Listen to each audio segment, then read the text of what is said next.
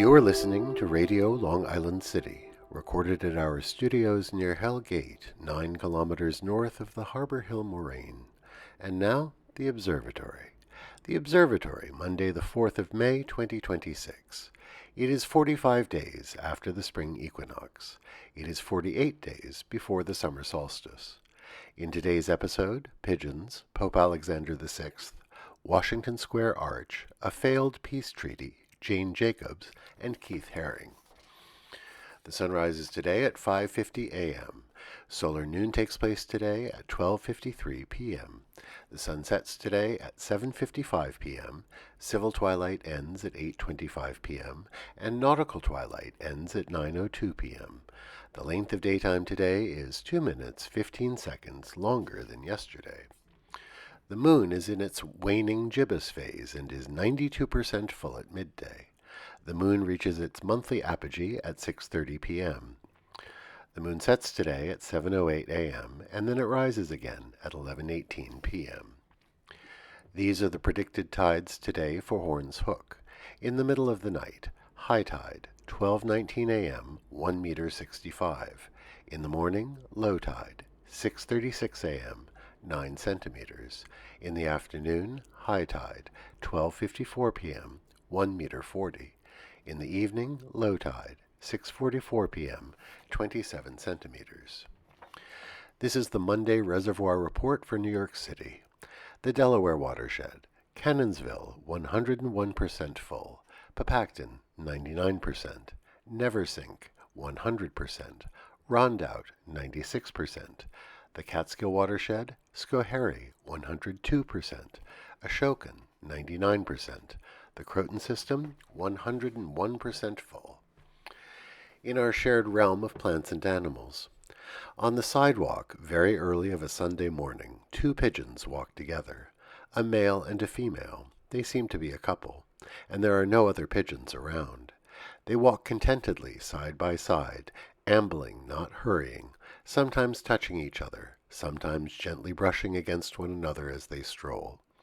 And they remind one of elderly couples sitting outside their apartments in folding chairs on a warm day, so familiar, so at ease with each other, so happy in each other's company. Commemorations.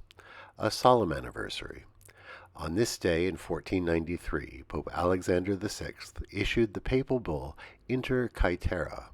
It granted the Americas to Spain and to Portugal, and drew a line of demarcation to define their territories in this hemisphere. It gave a spurious legality to the conquest.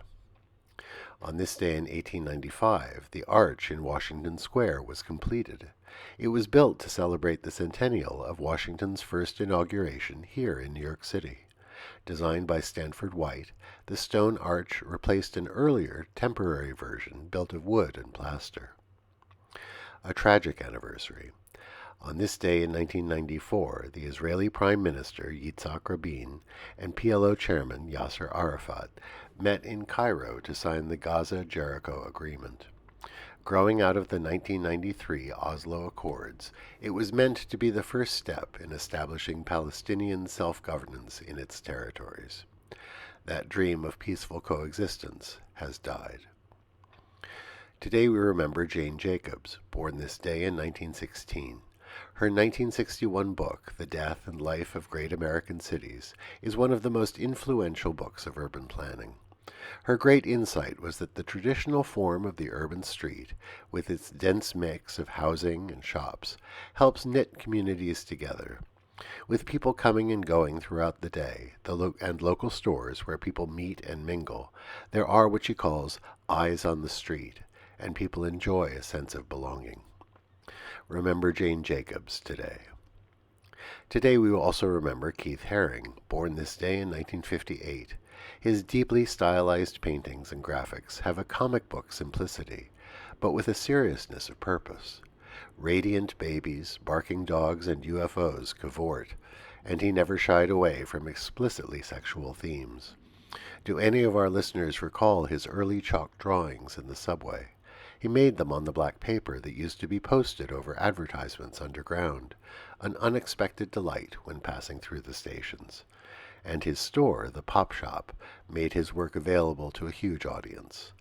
He died of AIDS in 1990. Remember Keith Haring today.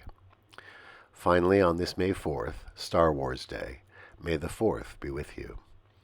And that is the Observatory, Monday the 4th of May, 2026.